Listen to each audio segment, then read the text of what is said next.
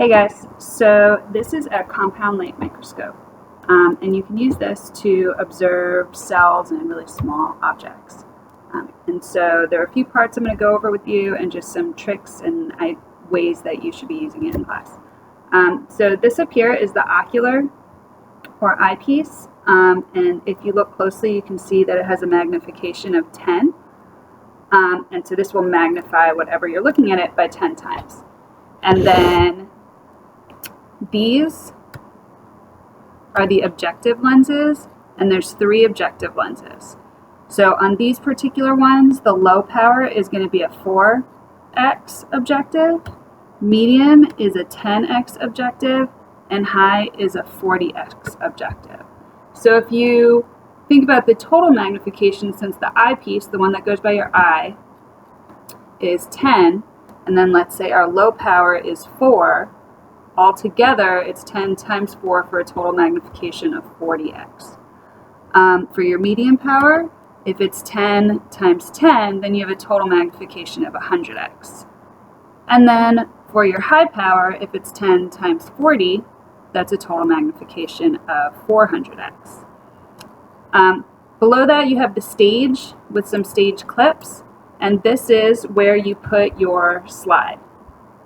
You have 2 knobs here that help you move the stage up and down. This big one is going to be the coarse adjustment knob, so it moves it a lot. And this little one is the fine adjustment knob. So you don't see it moving, but it is moving slightly.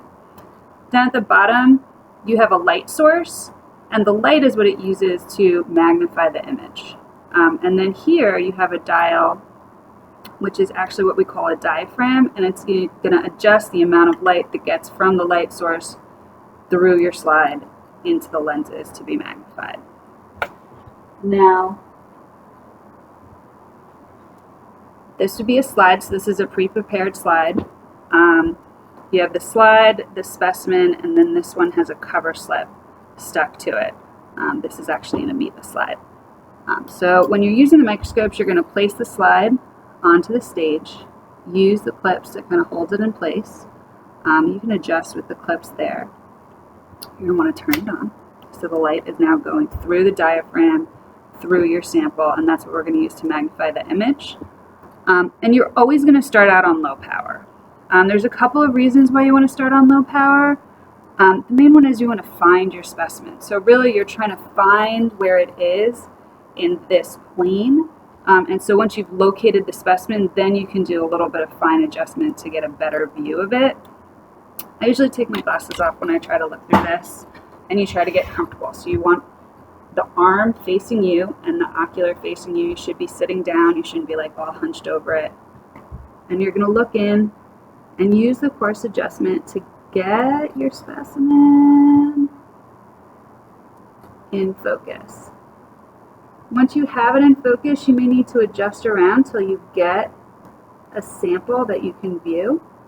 So now that I can see my sample, I'm going to try to get in the middle of my field of view so that I can find it when I move to higher powers. Because as the magnification gets higher, my field of view is going to get smaller and smaller. So if my specimen isn't in the middle of my field of view under low power, I might lose it as I zoom in.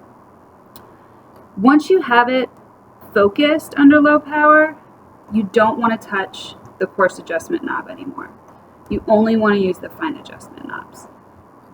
So now that I've got it, it's focused. Now I can move up to higher powers. So I can go to medium power, observe, focus.